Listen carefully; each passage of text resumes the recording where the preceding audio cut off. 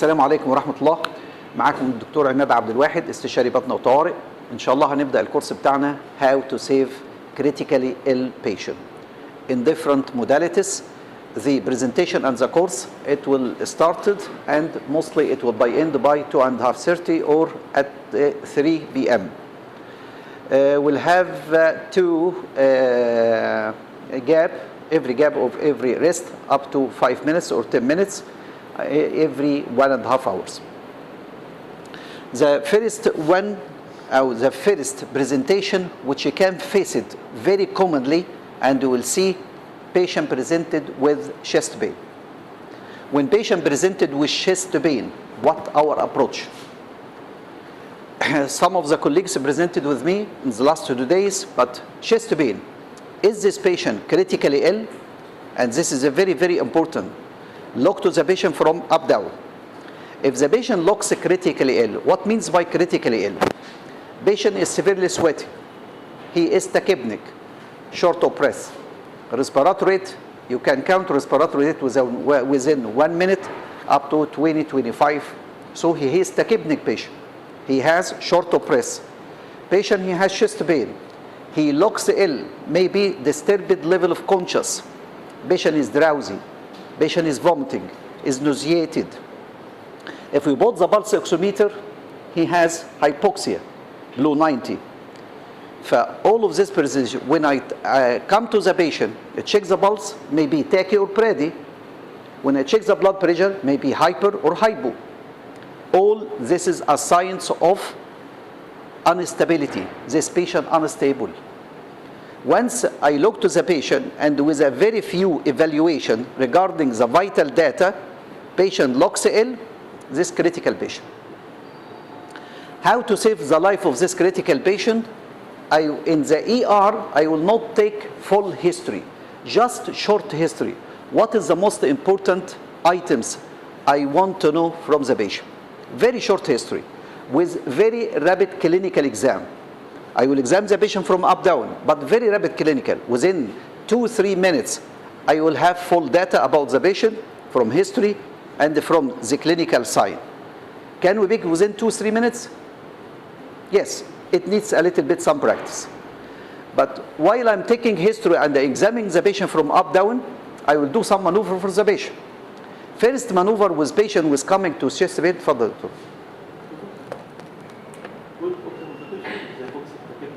سوري معلش لا اكلم من علي الصوت. اتفضل.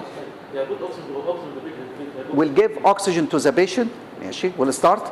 We'll monitor for the patient. We'll do ECG, full 12 leads ECG, or keep monitor for the patient. Okay. Patient is coming with severe chest pain. He is in pain. I will give him some sedation to sedate the patient. The best sedation with severe chest pain, morphia, رقم 1. 2, betadine. If morphia is not available, betadine question mark, international question mark, but still we are using betadine. Or tramal. So we'll give sedation for the patient.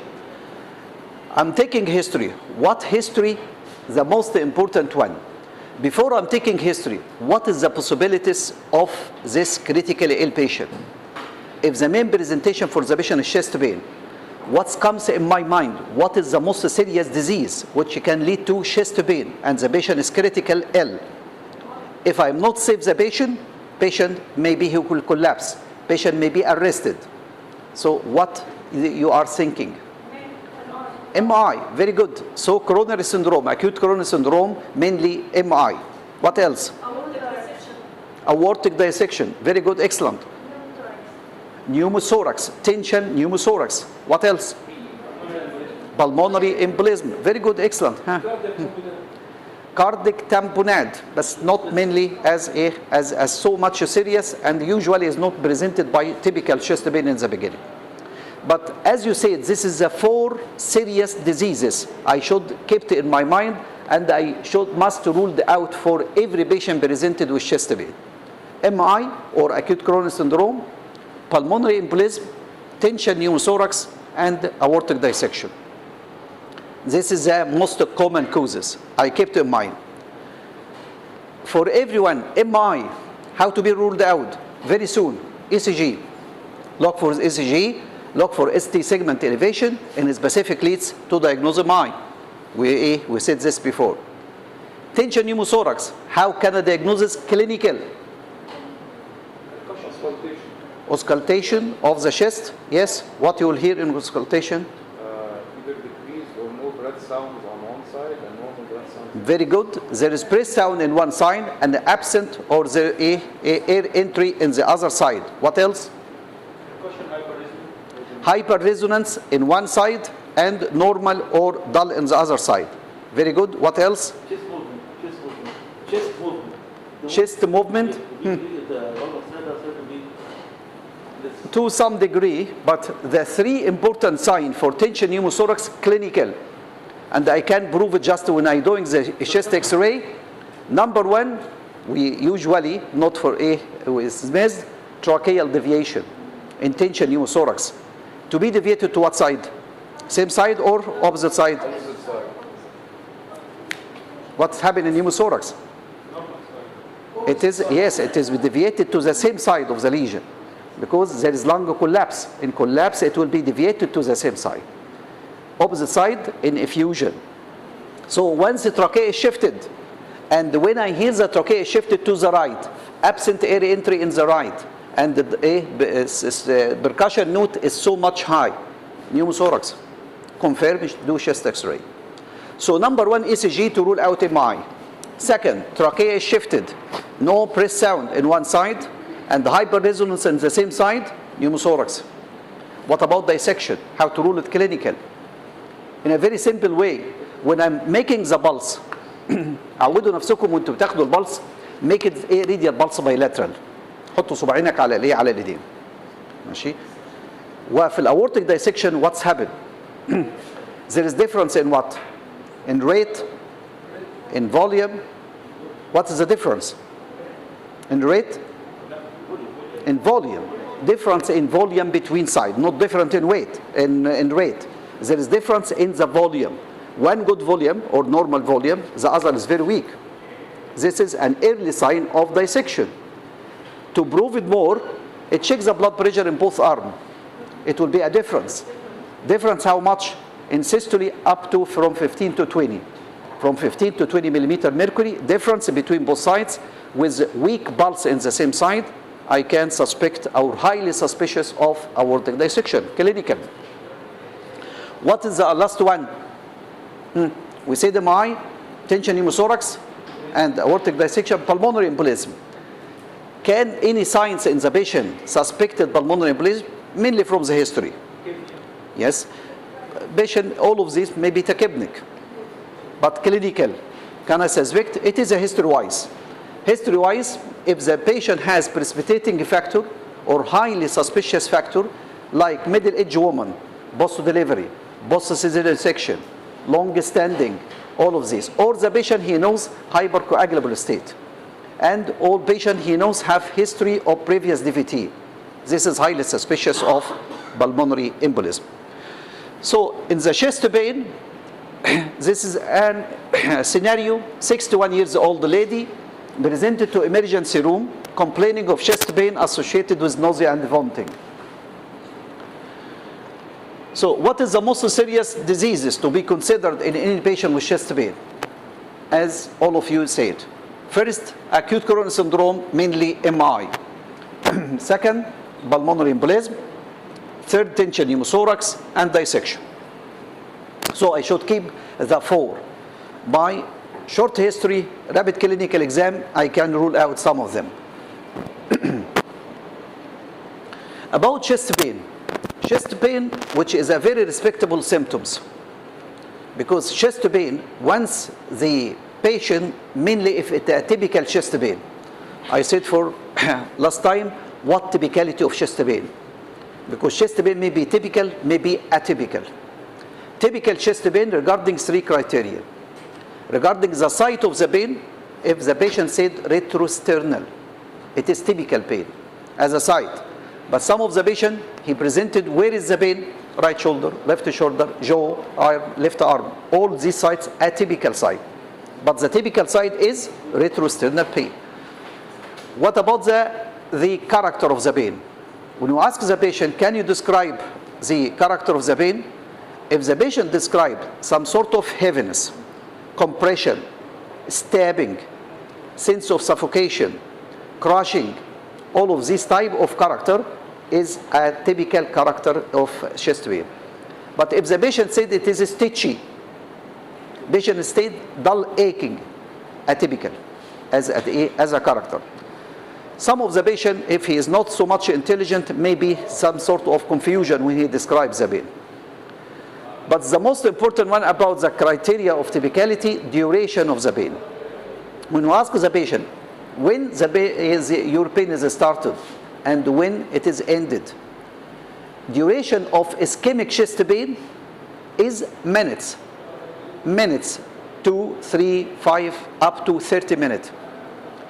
Duration of the typical chest pain as ischemic chest pain, never to be seconds. If the patient say chest pain started after few seconds it disappear, never to be ischemic.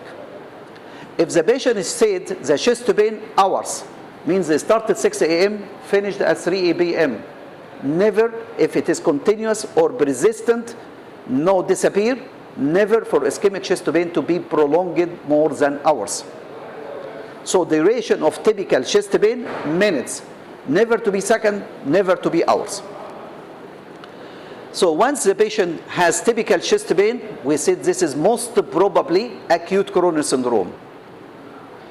Once it is typical chest pain, when we do the ECG, normal ECG, we ask for cardiac enzyme, normal cardiac enzyme. What is the plan for this patient? This patient should be admitted at least for 24 hours in the hospital. If the patient looks critically ill, in the CCU. If the patient is stable, we'll admit him in the medical ward.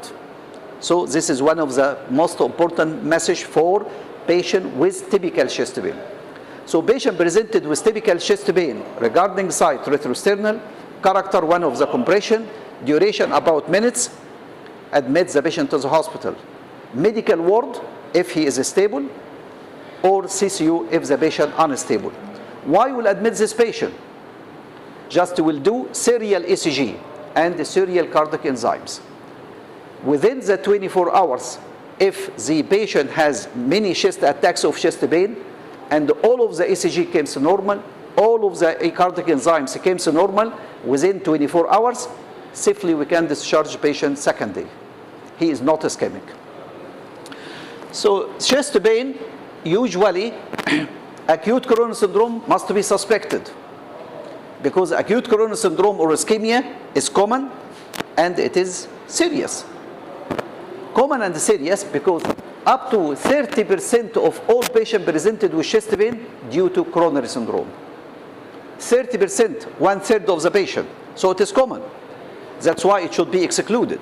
Because if it's not excluded, is it serious and will discharge the patient or patient go home, will be in trouble. The second most common cause for chest pain is musculoskeletal chest pain. Musculoskeletal chest pain represent up to 36%. The third cause is GIT disorders, like esophagitis, gastritis, duodenal ulcer, cholecystitis, pancreatitis, all of the other GIT disorders. So the acute coronary syndrome represents up to 30%, musculoskeletal up to 36%, and the GIT disorders up to 19%. إن شاء الله في نهاية المحاضرة بإذن الله تجمعوا كلكم أرقامكم على الواتس وأبعت لكم المحاضرة كلها PDF إن شاء الله. So the traditional classification for chest pain, typical chest pain. Once you classify the patient's typical chest pain, now patient should be admitted. Upon the ECG, is it MI, either ST segment elevation MI or non-ST segment elevation MI, or if it's not, no change in the ST, or as if ECG is normal and the patient with typical chest pain, we classify the patient to degree of unstable angina. Whether the unstable angina high risk or low risk. What is the difference between high risk and low risk? Again, patient with typical chest pain, okay? ST segment elevation, MI. ST segment depression, it will be non-ischemic MI. Patient ST segment isoelectric, means unstable angina. High risk unstable angina if the patient has two of the risk factors. What are these risk factors? And this we should ask the patient. What? Age of the patient? Smoking, hypertension, diabetes, dyslipidemia. Very good. What else? History of ischemia. Patient has known history of ischemic heart disease. Family history of a positive family history. So 6 risk factors I should ask the patient. History of ischemia before. Patient is known to be ischemic. This is one of risk factors, not regarding the age. Age, because now for the acute coronary syndrome, no age is immune. It can present at any age. Yes, common, yes, in elderly, but even in the young now, we have a patient with ischemia. So this risk factor we should ask the patient. Hypertension, diabetes, history of ischemia, smoking, dyslipidemia, or positive family history. If the patient has 2 out of 6, this high risk unstable. If the patient doesn't have any risk factor or only one risk factor, we call it this low risk unstable angina. Okay, so this is a traditional classification. Group 1, MI with a T segment elevation or new left bundle branch block, because new left bundle branch block should be managed as MI. Number 2, MI without ST segment elevation, which is known as non-STEAM MI. The group 2, which unstable angina with high risk, 2 risk factors out of 6, or unstable angina with low risk, only 1 risk factor or no risk factors. Lastly, non-ischemic chest pain. Non-ischemic chest pain, if the patient he doesn't have any one of that, the lastly will be non-ischemic. Non-ischemic like what? If the patient has musculoskeletal chest pain. How to know musculoskeletal? Usually in young. عشرينات فيما تحت. Usually الماسكولوسكيليتال in young. لكن إن حد أكتر من 25 above 25 and he has chest pain, respect the chest pain. So in young, below 20, and persistent pain, constant pain, and usually stabbing or dull aching, usually musculoskeletal. Where once we do the ECG and the cardiac enzyme, both of them came negative, yes, this most probably musculoskeletal chest pain. If you are in doubt, this chest pain is typical, admit the patient. Keep the patient at least with you for 24 hours. If you are in doubt, okay? But once you confirm this is atypical pain, young patient, persistent, dull aching, ECG is normal, cardiac enzyme normal. Okay, go home with follow-up. This is usually with musculoskeletal. The other GIT disorders which can lead to started from duodenal ulcer, pancreatitis, cholecystitis. All of these disorders can lead to also atypical chest pain. Some other atypicality of chest pain, if the patient has pneumonia, this comes with chest pain. Patient with mitral valve prolapse can with chest pain. Patient with pleurisy or pericarditis, it can come with chest pain. Very commonly, especially in young and mainly in female, hyperventilation, psychic patient. They can be presented with chest pain.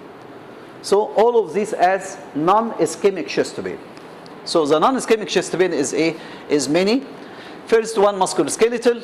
Second, GIT disorders, pleurisy or pneumonia, pericarditis or mitral valve prolapse, or hyperventilation. When we ask about short history of what? Short history we are taking, plus we make clinical exam, we'll both monitor or we'll do ECG. Very soon, just because time is very important. And every second for patient with typical chest pain, it do something which is very important. Every second, not every minute. So about the history, ask about past history of any risk factor. If the patient known to be hypertensive, diabetic, dyslipidemic, so risk factor. We'll ask about if the patient is known to be ischemic, what medication is taken, which medicine is taken, for hypertension, for diabetes, for dyslipidemia, just a short medication history. Especially in young, a very important medication nowadays, which is common, if the patient taking addiction, like cocaine, androgen, all of this as a risk factor now for ischemia, especially in young. So drug history is very important. Second, when you examine the patient very rapidly, examine the patient for ischemic chest pain. Look for the GVB, normal GVB or rest. Okay? Put the stethoscope on the heart if there is any murmur or any S3 gallop or S4 gallop, patient in heart failure. Put the stethoscope on the base of the lung for basal crackles. Look for peripheral edema if the patient in heart failure. Very soon. So we'll examine the patient, conscious level it will be appear, GVB, heart for murmur or S3 gallop, basal crackles, lower limb edema, finish. Okay, this will examine the patient. We'll take the vitals by nursing side or from my side. Look for a radial pulse bilateral to rule out dissecting aneurysm. Check the blood pressure bilateral to rule out dissecting aneurysm. Once a patient with typical chest pain, now I'm take short history with rapid clinical exam, start to manage. He is in monitor or ECG. I will read the ECG, what abnormality in the ECG. If MI, it will be very known. Or unstable, it will be very known if there is ST segment depression, non-STEAM MI. We'll put cannula for the patient, draw blood. Okay, we'll draw blood for routine A usually, mainly cardiac enzymes. Some of the patient will ask for D-dimer, or some of them will ask for chemistry. So, ask for portable chest X-ray. Especially when we suspect pneumothorax, we'll ask for portable chest X-ray. Give oxygen, relieve the pain with sedation, morphia or betadine we can give. Some of the patient, once the ECG shows ischemia or MI, will give sublingual nitroglycerin. Okay? If the patient is MI, will give also in the ER aspirin 350 milligram plus Plavix. How much Plavix? Will give 2 tablets of Plavix. Plavix 75 milligram will give 2 tablets. This is what we can do for ischemic or coronary syndrome. Again, what are clear?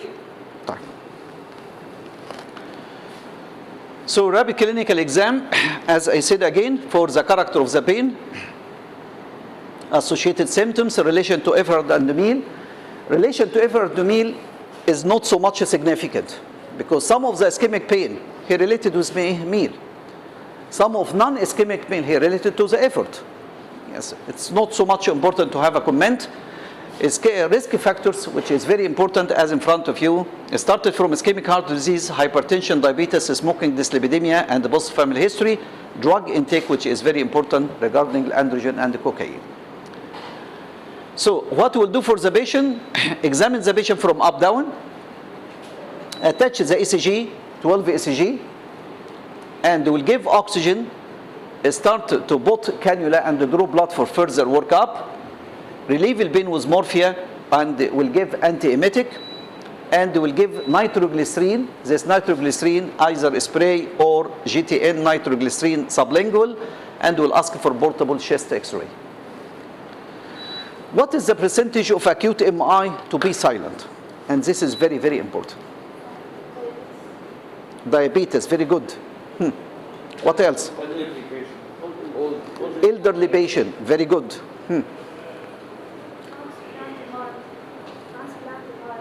Transplanted heart. Yes, yes, I will agree with you, but it's very rare. Okay, the most common is common.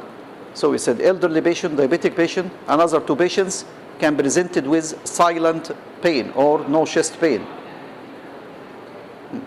Uremic patient, whether on dialysis or no, and severe anemia with hemoglobin blue 6. So the types of patient, 30% of MI patient can present it to us without pain, without typical chest pain. But the patient may have any atypical pain. He can present it with epigastric pain, with shoulder pain, with back pain, or sometimes there is no pain at all, but the patient looks ill. He is sweaty, he is hypotensive, he is tachypneic, especially the elderly patient. That's why it's very important. I said this is before on the ECG course. Any patient, whatever the age, whatever the sex of the patient, came to the ER and looks ill, please and please and please do ECG. Because with the ECG, you can pick up a lot. Patient may be ischemic. Patient may have electrolyte disturbance. There is something wrong in the ECG you can pick up. That's why any critical patient, whatever the symptom, do ECG. It's very, very important to ask for that. So 30% of patients, they can be presented with silent pain, mainly elderly, diabetic, uremic, or anemic patient.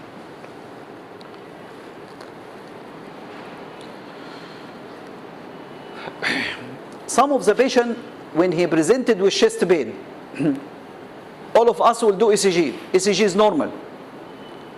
Still, most of the clinician, especially if the patient is young, nothing, musculoskeletal pain, go home.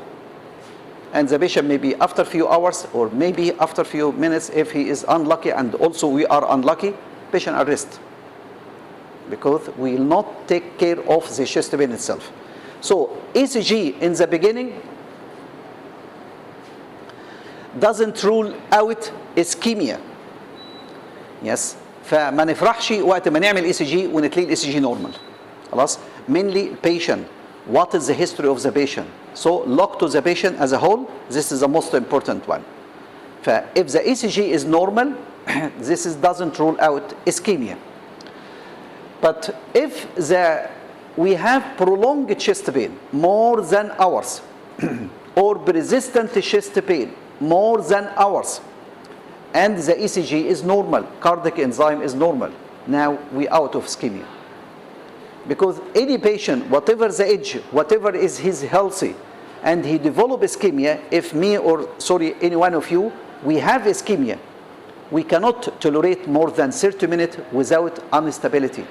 We should have some sort of instability. Pressure, it will be high or low. Respiration will be high. Respiratory rate, it may be also sort for bradycardia or tachycardia. Saturation, it will be drop if we have true ischemia.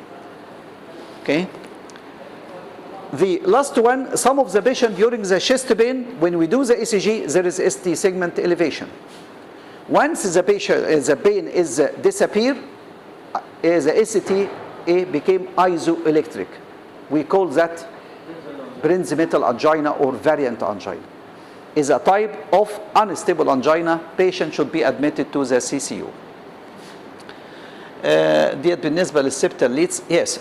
Regarding the coronary supply, you know our myocardial muscle or heart is supplied by three main branches. One which is both of them arise from the aorta, the RCA, right coronary artery, which supply up to 70 or 75% of all myocardium. And the second one, which is the left stem. This left stem divided into left circumflex and the left anterior. Left circumflex supply lead 1, AVL, and the lateral leads V4, 5, and 6. Left anterior descending supply anteroseptal started from V1 to V4. يعني دي كان طبعا في الاي سي جي مش هنعلق عليها كتير. نيجي للفيرست clinical patient regarding الMI or ischemia. Diabetic patient presented with typical chest pain. الزملاء اللي حضروا معايا ان شاء الله السبت والحد as a review، والزملاء اللي معانا جداد طبعا يعني هناخد كومنت بسرعه. What abnormality? ST segment elevation in lead 1. الtypical 1 AVL. كده عندي ST segment elevation 1 AVL, this lateral MI. If you look also, we have ST segment elevation 2, 3, 4, 5, and 6. So all of the chest leads, there is ST segment elevation with lead 1 and AVL, extensive anterior MI. With extensive anterior MI, if we look a little bit here, we have in lead 3 and AVF, ST segment depression. We call it that reciprocal changes. So this patient acute extensive myocardial infarction. What is the best option for management? What we'll do? Thrombolytic therapy. Yes, you are right. Huh? According to the time, very good. Now this is very important. Yes, the updated one, which is PCI, percutaneous intervention. A percutaneous intervention for the PCI, but the patient should be presented from at least from 90 to 120 minutes. يعني within 2 hours. If the patient more than 2 hours, thrombolytic therapy. So the time is very, very important. for the treatment, the gold standard treatment for all acute coronary syndrome. What is the word acute coronary syndrome? Patient MI or unstable angina.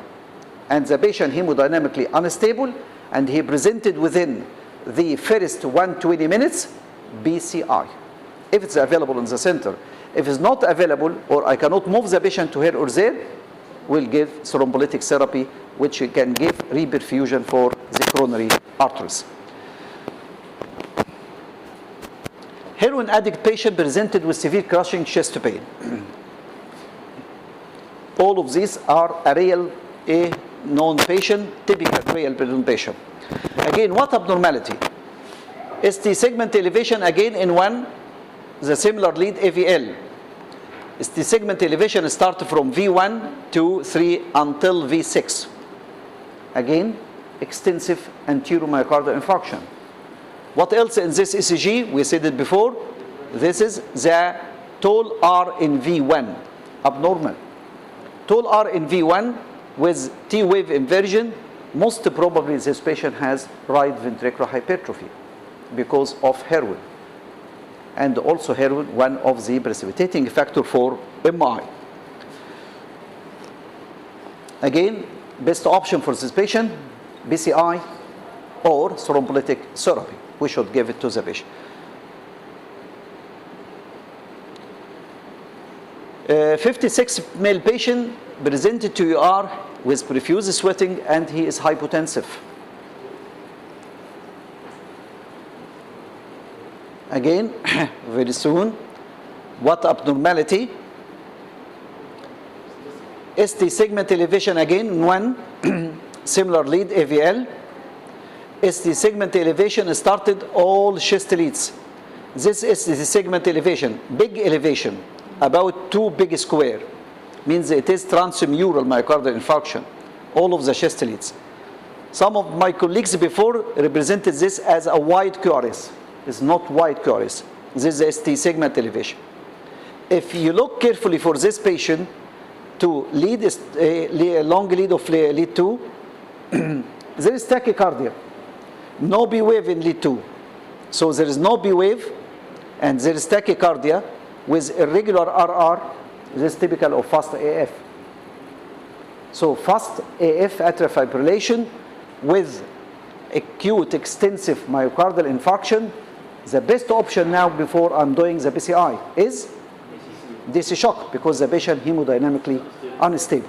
So fast AF with hypotension and the hemodynamically instability to give DC shock before we'll give BCI.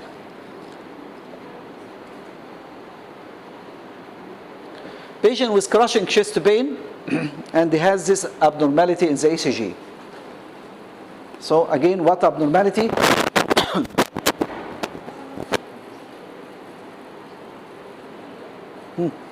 لكو كاريفيجن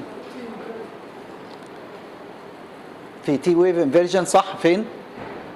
ليد 1 واللي زيها الاي في ال، فسو تي ويف انفيرجن فين 1 والاي في ال. وات اباوت شيست ليدز؟ شيست ليدز فيها اس تي سيجمنت اليفيشن اتليست 1 ملم، واضحه اس تي سيجمنت اليفيشن in most started mainly from V2 up to V5. But what is the difference in this elevation? The elevation in ST segment in the MI, it will cave the cove up. شكل قبة بالعربي. الكوفينج اب ده ماشي غير بتاع البيريكاردايتس، بيبقى فيه ST segment elevation بتبقى داون. في واحدة كونكيف واحدة كونفكس. فالكوفينج اب this characteristic of MI. ST segment elevation. طب this coving up of ST segment elevation, this means it is something recent, something is happening, or the clot is developed still now, just now the clot is developed in the coronary artery. That's why we call it this evolving MI. And this is the best time to do BCI or the best time to give thrombolytic therapy for the patient. This evolving anterior myocardial infarction. The T-wave inversion in 1 and DVL, this mainly all the ischemia. What abnormality?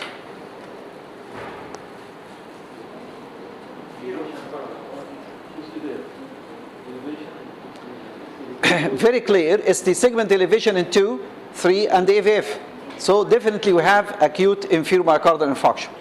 2, 3, and AVF. Depression looks little in lead 1 and AVL, but very clear in V1 and 2 and 3, there is ST segment depression. This could be posterior MI or reciprocal change, but mostly because this is inferior, it will be acute infraposterior. Okay. What about the 4 and 5 and 6? There is ST segment elevation.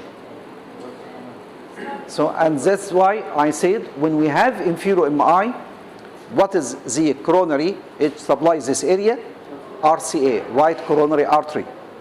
Right coronary artery is supplying up to 75% of all of the myocardium. It will supply the inferior area, posterior area, all the right atrium, all the right ventricle, and all the pacemaker, SA node and AV node, all supplied from the RCA.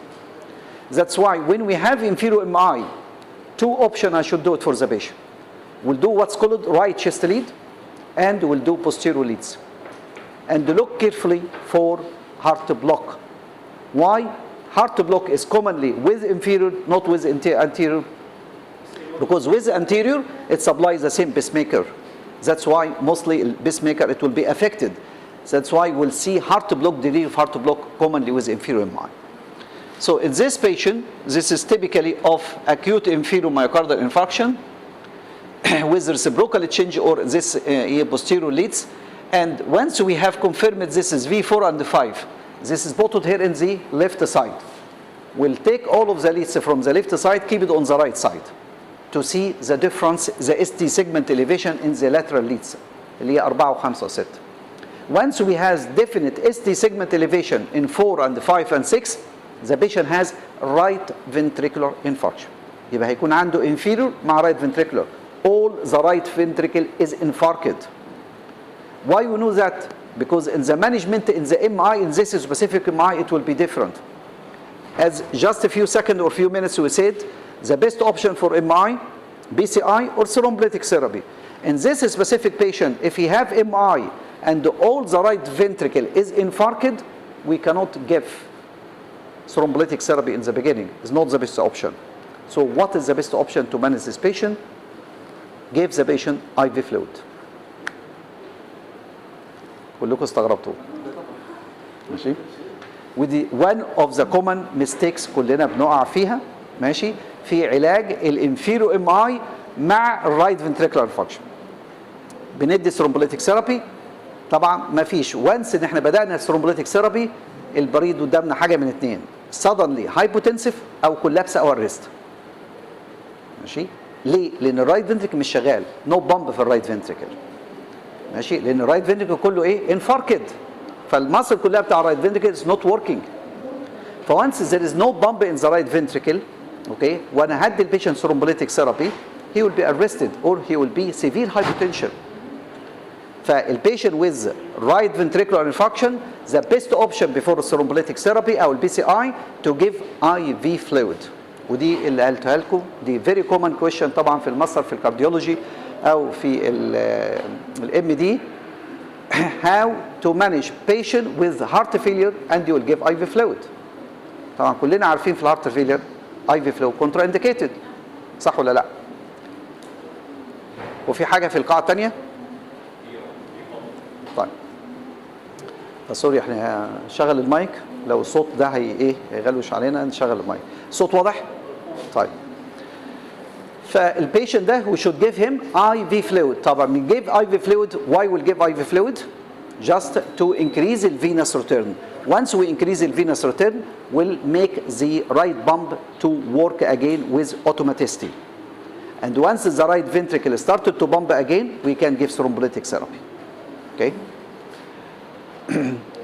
طبعا البيشنت ده I should do it the right chest leads. هجيب الليفت احطها على الرايت. وده الكومباريزون لما في الاي سي جي الاولانيه كانت هنا ده الليفت سايد الاي سي جي الليدز هنا موجود على الليفت سايد. خدنا الليدز اللي هم ديت حطيناها على الرايت سايد طلعت اللي هو ايه V4R ST segment elevation بقت واضحه. يبقى البيشنت ده عنده inferior MI مع right ventricular infarction. لازم نديله فلويد الاول. elderly patient with epigastric pain, very common scenario especially in elderly patient. What abnormality؟ الزملاء لما قلت منهم برضو في البيج abnormality gross anomaly هنا very clear and very obvious. Tall R in V1 and 2. You said hypertrophy. What hypertrophy?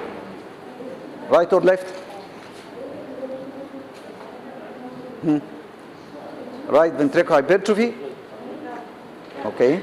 Fine. Once I see tall R in V1 abnormal. The normal V1 R to the S is very short R. This is V1. Very short R and deep S. This is normal in V1, normal physiology. If the opposites happen, tall R and the small S, abnormal. Once I saw tall R in V1, the first possibility I should rule out posterior MI. نحفظها. Tall R in V1, whatever the age of the patient, rule out posterior MI. Some of the patient presented with typical chest pain. Yes, it can go with MI. But if the patient he doesn't, هي التكييفات مالها تو ها مش عاوزين ساعة؟ اوكي. How to know this is posterior MI? Look to the V1. Patient presented with chest pain or even no chest pain. Look to the V1. If there is tall R in V1 like this one, with ST segment depression, this is the second criteria, and the T is upright. يبقى 3 criteria to diagnose posterior MI. 1. Tall R in V1, ST segment depression in V1, upright T in V1. Okay? This is the 3 criteria. If the 3 is there, this is posterior MI. How to prove this is posterior MI? What we'll do? We'll do what's called posterior leads. What is posterior lead and how to do it for the patient? It's very easy. Most of us ما بيعملهاش ولا تمريض ولا حد بيسأل وده totally wrong. How to prove? When I saw this ECG, I will ask the nursing staff or just will take V1 and the V2 من الانterior, I put it on the back. V2 angle of the scapula, V1 lateral, V3 medial. هتشوف الصورة بعد كده. ايه اللي هنشوفه لما احط الليدز لما اخد V1 و2 و3 و4 و5 و6 in the same place. الليمب ليدز كلها in the same place. كل اللي غيرته في المريض هخليه على right decubitus position، هنعمل المريض على جنبه، اخد V1 و2 و3 احطهم في الباك. طب ليه بنعمل كده؟ عشان نشوف الميرور ايمج بتاع دي. لان من القاعده المعروفه I will never diagnose MI without ST segment elevation. هنا في ST segment depression. هل هي ST segment depression? No, it is elevation. But this is mirror image because V1 and the V2 it will lock to the posterior from the front, not from the back. As if a mirror image. طبعا احيانا بنجيب الورقه بتاع الاي سي جي ونقلبها. ده بتبقى اسهل يعني. لكن تيبيكالي المفروض اخد V1 و2 و3 احطهم على الباك. طب لما احطهم على الباك ايه اللي هشوفه؟ المنظر المقلوب ده كان عندي تول ار، التول ار مع اس تي سيجمنت ديبريشن والابرايت تي. هشوف العكس، هشوف هيبقى فيه سمول ار ماشي بعد كده مع الاس تي سيجمنت اليفيشن وانفيرتد تي تتقلب از ميرور ايمج. بالظبط كأن الواحد واقف قدام مرايه وبيشوف نفسه بالايه؟ بالمقلوب. يبقى ده في حاله البوستيرو ام اي. الاذر ديفرنشال دايجنوزس if is not ام اي اللي هو الهايبرتروفي، رايت فنتريكولار هايبرتروفي. ان رايت فنتريكولار هايبرتروفي نخلي بالنا هيبقى في تول ار في اس تي سيجمنت اليفيشن but the T is inverted. ماشي؟ ده في الرايت فنتريكولار هايبرتروفي. 3 كرايتيريا مش في واحده منهم واقعه، بدل الابرايت تي هتبقى انفيرتد تي. خلاص؟ ده البوستيريور شيست ليدز هاو يو دو ات. قلنا طبعا باخد في 1 و2 و3 احطهم على الباك. طبعا دلوقتي بقوا اللي هم كام؟ 7 و8 و9 ماشي؟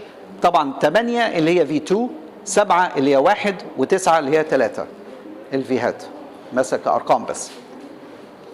ده الميرور ايمج لما نعمل الباك ده كده واحنا عاملين على الشيست ليدز في 1 و2 و3 هنا قدام.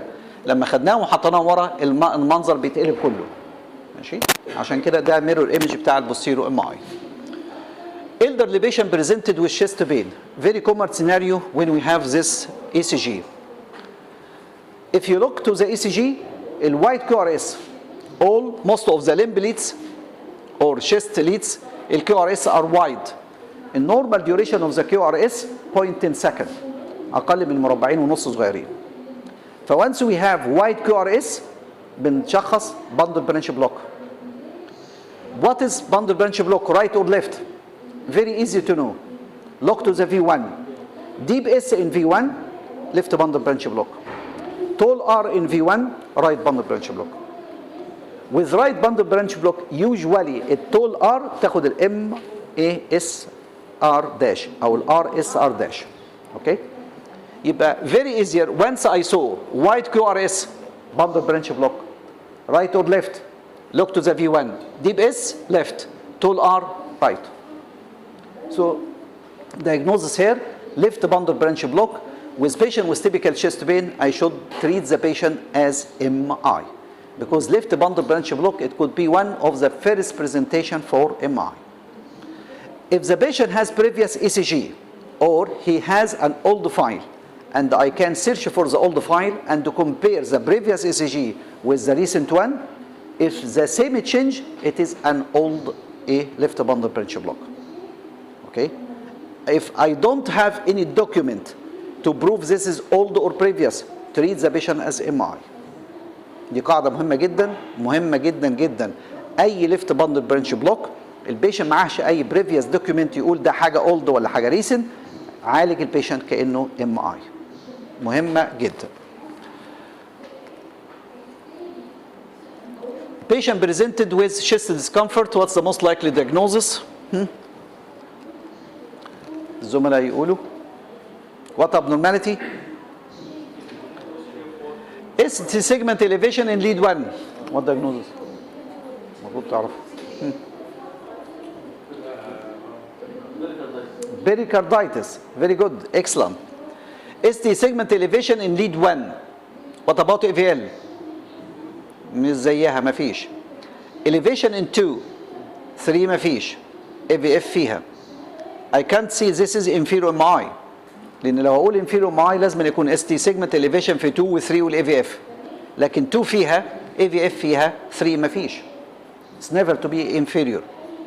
ST segment elevation في 2 و 3 و 4 و 5 و 6. Most of the chest leads I can see the anteroseptal. But if I set this anteroseptal MI, what about this ST segment elevation? What about the elevation in 2 and AVF? Okay. So there is diffuse ST segment elevation. Diffuse ST segment elevation, which takes random fashion in most of the leads, and in all the ST segment elevation, there is a BR interval is depressed. A BR interval depressed. The third one, in any leads where there is ST segment elevation, no Q wave. Usually في MI we can see Q wave. So this is typical of pericarditis. So pericarditis, the dilemma in pericarditis, patient he can present it with typical chest pain. This is one. ثانية, patient he can have ST segment elevation as if MI. الثالثة والأصعب, patient he has high cardiac enzyme. So كل الكرايتيريا بتاع الMI موجودة. لكن how to differentiate, which is very very important في المانجمنت. If we'll treat this patient as by wrong as inferior MI or treated as anteroseptal MI, okay, and we'll give the patient thrombolytic therapy, will change this patient into hemorrhagic tamponade, which is iatrogenic, and if the patient goes into hemorrhagic tamponade, mostly will lose the patient. It happens, it happens. That's why if you have ST segment elevation and you cannot differentiate between MI or pericarditis, what's your second step? Ask for help. Yes, it's okay. Or take senior opinion. This is the usual answer. I will ask for help.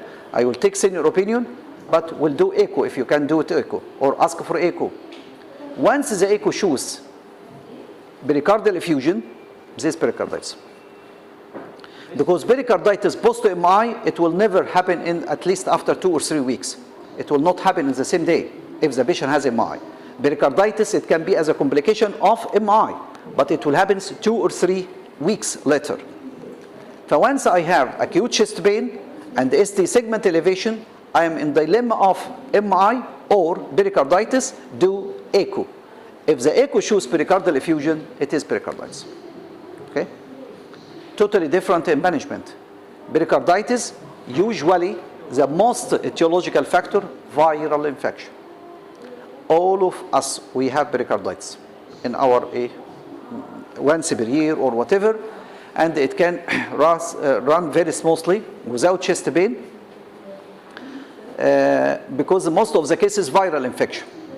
Just reassure the patient, send home with analgesia or with just non-steroidal anti-inflammatory.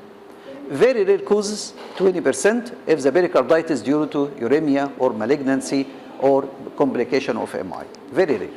But it's a very important diagnosis if we treat this patient as MI, as iatrogenic, and it will be medical legality for sure. What is the condition which can mimic ECG changes? ST segment elevation. ST segment elevation in specific leads, this is for MI. But if we see segment elevation in random fashion, it can happen in pericarditis, in hypertrophy, right or left, in bundle branch block, in cardiomyopathy, in hyperkalemia. We can see ST segment elevation. But it will be random fashion, not specific leads like MI. So not to make a confusion between the causes of which can lead to ST segment elevation. The Kardic markers. This is once we have ECG changes proved to be MI. The second one, when we'll do the cannula and the draw blood, we'll ask for Kardic markers. The most two important Kardic markers, which is usually troponin and CKMP. This is all of us we know. But another one which is very, very important, usually not done. Myoglobin, very good, excellent. Serum myoglobin. Serum myoglobin is very specific and the most very early because it will raise the myoglobin within 1 to 2 hours from chest pain, from the start of chest pain. That's why if we have chest pain and the myoglobin is raised, mostly we have ischemia or MI. Because this is the first enzyme to be raised after chest pain, within 1 to 2 hours, serum myoglobin. Second one, which is troponin. We have two types of troponin, troponin I and T. The more sensitive one, which is I. We'll ask for troponin I. This is usually mostly done. The third one, CKMP. Troponin I from 2 to 4 hours, CKMP from 4 to 6 hours. This is for the cardiac enzyme, usually you ask it in typical chest pain. So myoglobin within 1 to 2 hours, second troponin I, more specific, within 2 to 4 hours, and CKMP from 4 to 6 hours.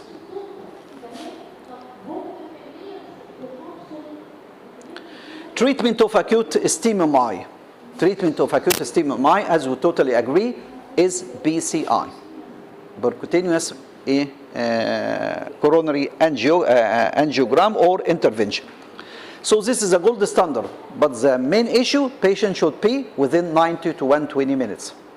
ما يزيدش عن ساعتين في التايم. If the patient passes more than 2 hours, we'll give thrombolytic therapy. Thrombolytic therapy طبعا الكلام ده كله theoretical, you can read it. Whatever the type of thrombolytic therapy, الموست كومن طبعا بيستخدموه هنا في مصر اللي هو الاستريبتوكاينيز، لكن التيشو بلازمينجن اكتيفيتور many different types عشان بيبقى غالي شويه، وبعض الحاجات اللي احنا نستخدمها المور سيلكشن طبعا فيها فيها كلام، but usually يعني جزء theoretical كتير and about the dose and so on so on. But before we give thrombolytic therapy, most important, I should ask the patient about contraindication. The pure contraindication for thrombolytic therapy or fibrinolytic therapy, any active bleeding. Whatever بقى active bleeding. Any active bleeding. بس الاكتيف bleeding ما اعتبرهاش طبعا فيها زي post delivery, it's not an active bleeding. المنسس is not an active bleeding. بس عشان دي. لكن subarachnoid hemorrhage, duodenal ulcer, melena, hemoptysis, hematemesis is an active bleeding. Menorrhagia is an active bleeding, not menses. فالاكتيف بليدنج يبقى في سورت اوف اكتيف بليدنج، دي كلها بنقول عليها كونترا انديكيشن للثرومبوليتيك ثيرابي. Give the patient aspirin and clopidogrel. Don't give IM injection, because if I give the patient any IM injection, patient he can develop hematoma later on. Give painkillers, and we'll ask for plot for further workup, and arrange for portable chest X-ray. طبعا we'll see the contraindication of thrombolytic therapy and the BCI if the center equipment available in the center. BCI is the gold standard within 90 to 120 minutes for starting of the chest pain. Contraindication for thrombolytic therapy, yes, any active bleeding, as I said. How to limit lymphatic site? I said BCI is the best. Second is thrombolytic therapy. In thrombolytic therapy, there is a rule to give thrombolytic therapy, which is known as a rule of three. What is rule of three? We can't give thrombolytic therapy without ST segment elevation. Okay? The three rule to give thrombolytic therapy. We should have ST segment elevation of a specific MI. Okay? Inferior, septal, anteroseptal, extensive, whatever. There is a specific ST segment elevation. This is number one. It should be there. So if we have 2 out of 3, because sometimes if we are waiting for the lab result for cardiac enzymes, it can delay up to 2 or 3 hours. So we'll wait for 2-3 hours? No. So if I have ST segment elevation specifically for MI, and the patient has typical chest pain, we can give thrombolytic therapy, because we have 2 out of 3. I will not wait for cardiac enzymes. What about if I have ST segment elevation and the enzyme came elevated and there is no chest pain? Give thrombolytic therapy. Whatever the time, because we learned it before, yes, the time 12 hours, then extended to 24 hours, there is no time now. Typical chest pain, no time. Typical chest pain, ST segment elevation, give thrombolytic therapy. BCI number 1, not available, give thrombolytic therapy. لا, MI specific, never to be in one lead. MI should be at least 2 leads. Septal, V1 and 2. Okay? At least should be 2 leads. Lateral, lead 1 and AVL. ما ينفعش lead واحدة.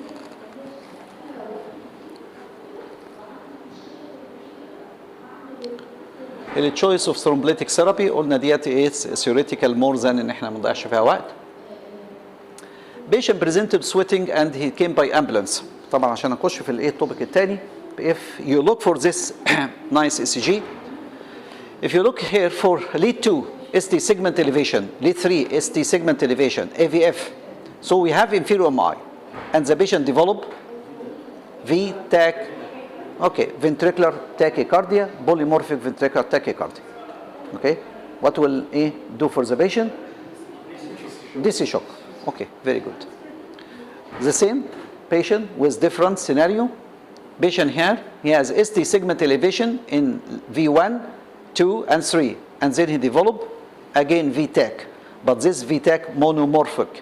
The previous one, which is polymorphic. This one is monomorphic, V-tach, or sometimes we call it, this is ventricular flutter. Okay, we'll come now for the arrhythmia as the most important one after the MI. So when we have arrhythmia, arrhythmia is a very common or a very big chapter in cardiology, but just as abbreviation for arrhythmia and what's the most important from the emergency point of view. We have the arrhythmia upon the origin of arrhythmia. Is it atrial or junctional or ventricular? Most of the atrial and junctional benign. I can just reassure the patient. But if we have ventricular arrhythmia, the QRS, how to know ventricular arrhythmia? QRS are wide. In normal QRS 0.10 second, مربعين ونص صغيرين. Once إن عدت عن 3 مربعات صغيرين اللي هي 140 millisecond, this is wide QRS. If we have wide QRS, most of the leads, and we will diagnose this is one of ventricular arrhythmia, patient, he is unstable patient. Whether ventricular tachycardia or ventricular fibrillation. The common errors or the common mistakes happen. Ventricular tachycardia, whether monomorphic or polymorphic, whatever the shape, patient is still alive. Patient has circulation. Patient still has breathing. maybe shallow breathing, maybe the circulation is slow, blood pressure is low, and he has bradycardia, but still the patient is alive. We can't say ventricular fibrillation for the ECG and the patient is alive. Ventricular fibrillation, patient is dead. No circulation, no breathing. على فكرة common حاجات دي بنقع فيها. Okay, once we have ventricular arrhythmia, what we will do? DC. If the patient unstable. If the patient is stable, which is very rare, we'll give medication by intravenous medication. But some of the colleague, when he gave the DC shock, patient is awake up, he's conscious or semi-conscious. Never to have ventricular fibrillation in a conscious patient. Okay? Be away please from this.